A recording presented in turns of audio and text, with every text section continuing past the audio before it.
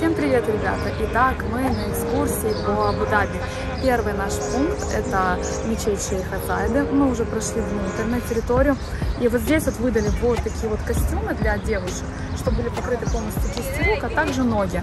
А для мужчин все намного проще, просто шорты, которые закрывают колени. Ну и если у вас есть татуировки, они должны быть чем-то закрыты верхней одеждой.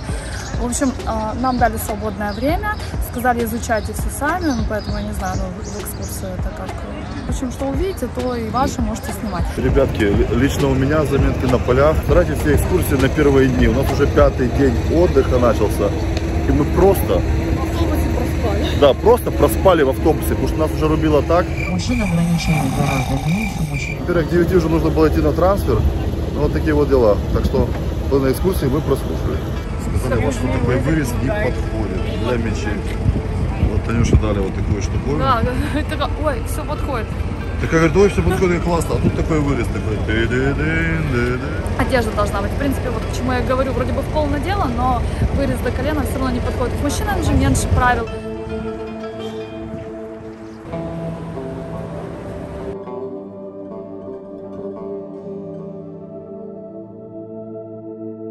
А проверки, конечно, здесь жесткие.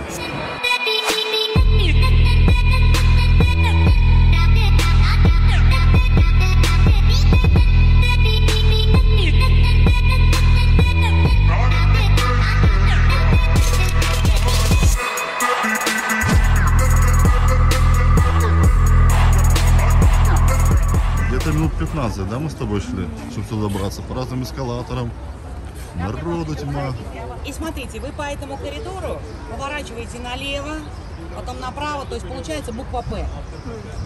И попадаете в конечном итоге на противоположную сторону, и там как раз уже вход в сам зал. Нас чуть-чуть отельный гид дезинформировал, сказал, что здесь вы можете купить за 40 дирхам вот такое одеяние, если у вас, конечно, нет. А нам, получается, на экскурсии взяли и бесплатно все выдали. Вот такой лук, Ванюша.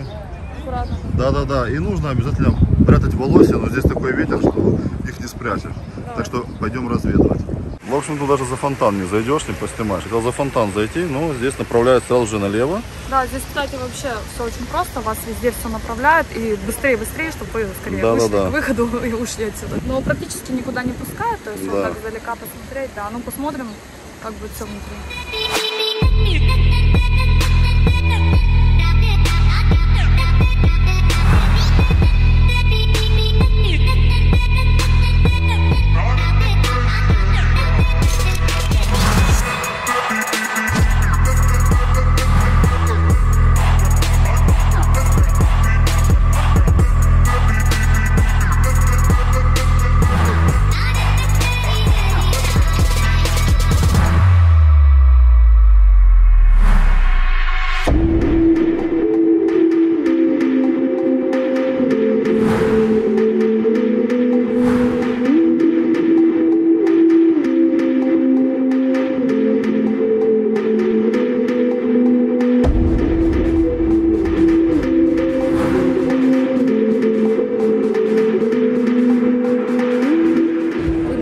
По всему периметру вот этой мечети установлены определенные места для фотосессии или там для видеосъемки. То есть сюда вы не можете пройти на середину. То есть, в принципе, это понятно, чтобы здесь не было толпы и чтобы каждый мог насладиться видами вот этой вот мечети. Мы решили сделать фотографию, где я присела на пол, и, в общем, к нам подошел охранник и сказал, что нельзя садиться. То есть здесь нельзя ни сидеть, ни заходить за территорию, где нет ограждения для фотосессий. И все быстро по периметру, чтобы вы быстрее покинули, скажем так, и не создавалась толкучка. То есть поэтому это все быстренько, и нам всего лишь дали час свободного времени. Ребятки, вот если посмотрите чей-то инстаграм, что здесь будут такие локации, такие бомбезные фотки, там летающие волосы, летающие платья, вот эти инстафотографии, смотрите, вот захотите там, допустим, сфотографироваться, вас не пустят. И, в общем, здесь вот толпятся все возле главного входа. Вот, пожалуйста, вот здесь. Все ждут в своей очереди сфотографироваться. Мы попробуем туда еще сходить, но это не точно. Потому что здесь все проще. Это, получается, сторона для женщин, а та для мужчин. Таня не пускает со мной, а вот туда не пустят меня с Таней. Вон там вот туалет, все, пошла в туалет. В общем, здесь, если вы заблудитесь, стоит навигация. Обратите, пожалуйста, на вот такие элементы. Здесь их больше 1000 штук. И вот такие вот цветули, которые здесь растут, это не рисунок, это все из мрамора. Это все ручная работа, вот все эти элементы. Очень круто, атмосферно смотрится. Вообще потрясающее место. На улице солнце палит, а здесь, кстати, прохладно. Здесь продувается со всех сторон. Мечеть построена таким образом, очень удачно. Все так до мелочей продумано, что она создает розу ветров. То есть каждый из этих проходов продувается прохладным бризом. Да, очень вообще комфортно, отлично. очень комфортно, хотя на улице очень жарко.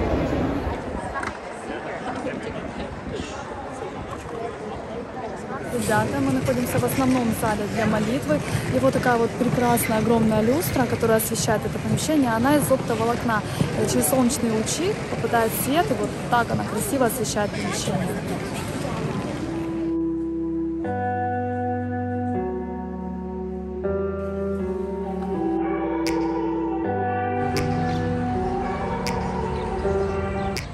В нашу экскурсию включен обед, и после мечети нас привезли в потрясающий новый отель. Он называется Royal M, с прекрасным видом на море, а также большой-большой бассейн.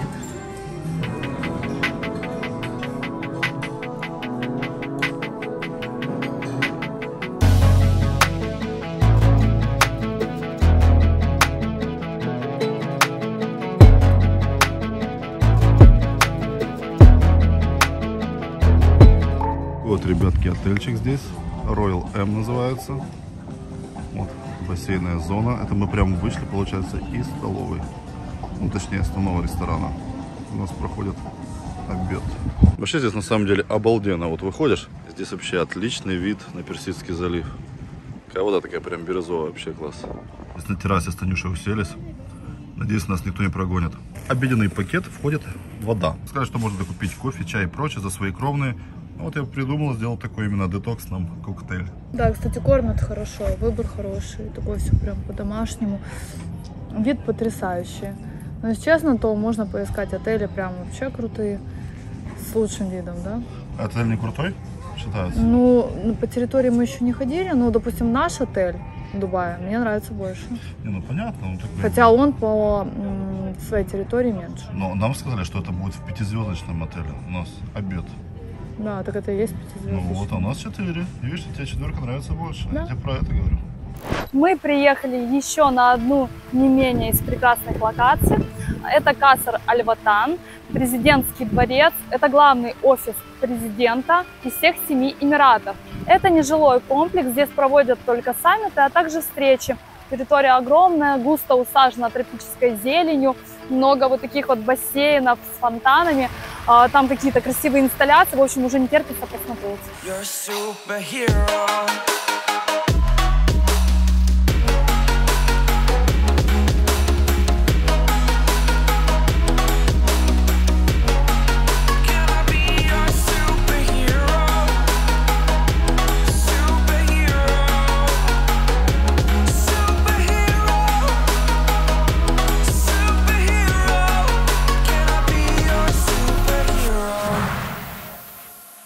Парк настолько ухоженный, красивый, все продумано до мелочей. И вот такая вот инсталляция, очень похожа на мини-музей будущего с арабскими словами. Очень красивое антуражное место. Вообще, да, ходим и наслаждаемся. Каждый метр что-то новое.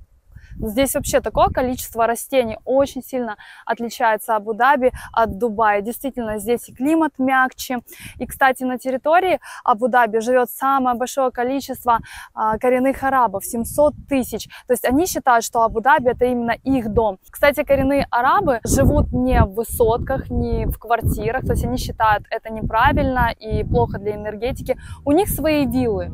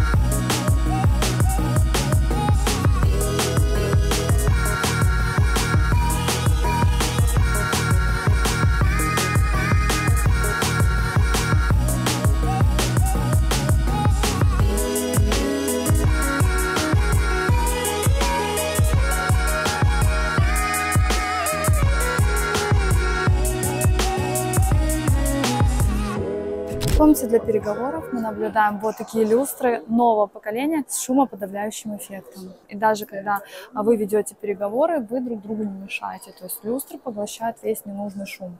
Очень красивый президентский банкетный зал.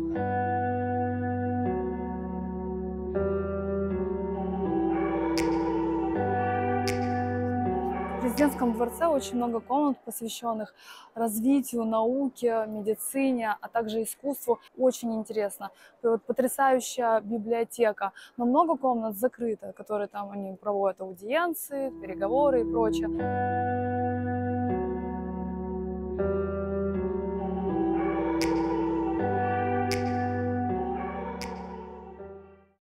Ребята, ну вот и последняя наша локация на сегодня. Мы находимся в Лувре.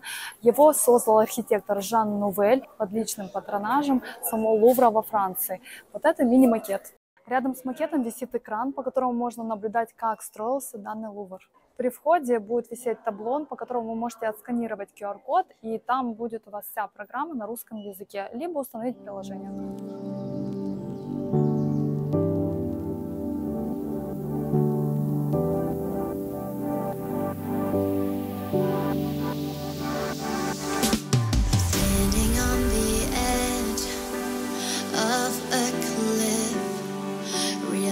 There must be more to life than this. Reaching for the stars, traveling so far, like a dragonfly. Just grab my hand from heaven's send. We meet tonight. I run away.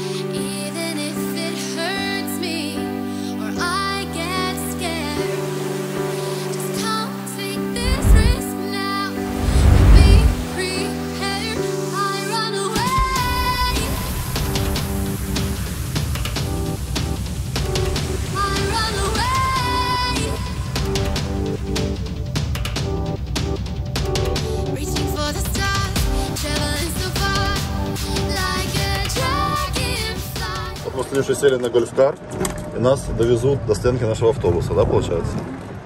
Это, наверное, самый приятный момент, потому что не нужно тараканить своими ножками, потому что это ужас. Мы столько находились, я уже пяток не чувствую, да, Тань? Да, мы думали вообще, что особо ходить не будем, но... Thank you so much. Вот такие вот, ребята, гольф-кары развозят вас, чтобы не идти. Кстати, он так быстро проехал, это ж вообще, да, на самом деле. Ну, удобно очень, ну, кошка. Как впечатление? Или в конце скажем? Не, ну я могу сказать, что, оказывается, данный Лувр стоит полностью на воде. Очень красивое место, правда. Но, опять же, если вы любите искусство, то есть инсталляции это минимум. Но вот именно больше всего там экспонатов, да, разных картины. Если вы любите искусство, то вам сюда. О, смотри, какой. Да ты чё, блин? Ну и подведем итоги о нашей экскурсии в Абу-Даби. Мы должны были посетить 3 места. Это мечеть Шейха Заида, Лувр и Президентский дворец. И в нашу экскурсию входил обед в ресторане 5 звезд. В общем, что мы можем сказать? Наша экскурсия нам обошлась в $310. И длилась она где-то с 10 утра и до 9 вечера. Это вместе с трансфером, дорогой и прочим. Кому подходит данная экскурсия? Если вы архитектор, монументалист, ну и, собственно, любитель искусства, то тогда 100% да. Что мы можем сказать о себе? Локации действительно классные. То есть для меня лично мечеть Шейха Заида – это one love, это все красиво, это все в белом мраморе. И мы были в первой половине дня. Почему? Идет Рамадан, мечеть Шейха Заида работает до 16:30. А в другие дни она работает и после захода солнца. Не буду говорить точное время, вы можете ознакомиться на сайте. Но, в общем, когда заходит солнце, она подсвечивается. И это очень масштабно, красиво. И фотографии могут получиться тоже очень красивые. Ну а кому действительно нравятся наши выпуски и кто уже ждет следующих, у вас есть увлекательная возможность посодействовать развитию нашего канала звонкой монетой. Реквизиты оставлю в описании. Всем приятного просмотра, не забудьте подписаться на канал, чтобы не пропустить следующие выпуски. И, ребятки, огромная просьба, оставляйте, пожалуйста, комментарии. Это способствует развитию и продвижению этого ролика. У нас по плану экскурсии посещение мечети должно было быть на вечер, но из-за Рамадана перенесли на утро. Все равно красиво, все равно стоит к посещению. Президентский дворец очень похож на мечеть, которую мы посещали, только в президентском дворце намного больше парковая территория с разными инсталляциями, которые вы можете посетить. Лувр – это как музей. Кто любит музей, тому, конечно, 100% да. На каждый из объектов, которые мы посещали, нам давалось всего лишь 1,5 часа. На самом деле, когда нам говорили, у вас есть свободное время 1,5 часа, нам казалось, что это вообще прилично много. Но, как показала практика, мы уже просто на последних скоростях добегали, успевали на трансфер чуть ли не последний, потому что действительно такого масштаба, такого объема здания, территории, этого мало. Самый глобальный минус в том, что в Абу-Даби в данное время, во время праздника Рамадана, приезжают круизные лайнеры с огромным количеством туристов, то есть это тысячи, десятков тысяч. И именно мы попали в то русло, скажем так, когда прибыли именно данные лайнеры, и было огромное столпотворение, и то есть вот это вот 1,5 часа на каждую из локаций, этого было практически недостаточно. Ну, хотя мы, в принципе, и сняли, пофотографировались, но хотелось бы чуть больше провести времени. Главным плюсом является то, что после экскурсии мы посчитали, сколько бы нам обошлось личное посещение данных достопримечательностей. В общем, такси от Дубая до Абу-Даби вышло бы от 10 тысяч рублей в один конец. Затем нам выдавали воду, это плюс. Потом по всем локациям за нас уже были куплены билеты, мы не стояли в очередях, нас просто проводили ко входу, и мы уже, значит, своей группой продвигались по маршруту. Еще один плюс, это у нас был VIP-тур, небольшой минивэн, где 15-18 человек и небольшое количество людей. Выдавалась вода, а также, кстати, при посещении мечети и президентского дворца нам выдали специальное платье, которое покрывало мои волосы, а также запястья и ноги.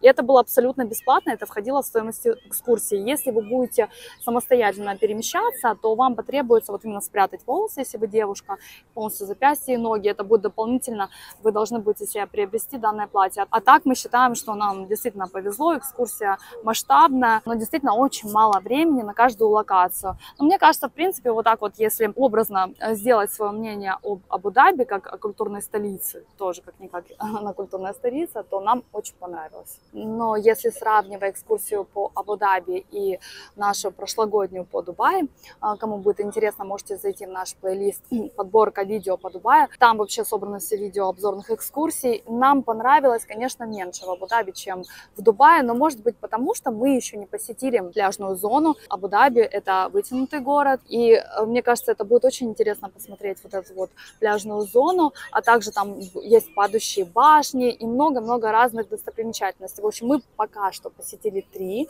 может быть, в следующей нашей поездке мы посетим больше. Если вам понравилось данное видео, ставьте свои лайки, может быть, вы нам посоветуете, что можно еще посетить в Абу-Даби, и в следующий раз мы посетим тоже. Парк такой прекрасный, столько необычайных растений, деревьев, а также будут такие инсталляции с арабскими, грубо говоря, пословицами, изречениями. В общем, очень классно, крутые, мега. Заодно без пословиц. Позади меня находится чудесное, красивое здание Кассель-Мессель, блин. Здесь проходят только одни встречи, саммиты. И все? Нет, давай еще здесь проходит. Да, ну вот, давай, вернись. Кстати, коренные... И кстати, Кравский.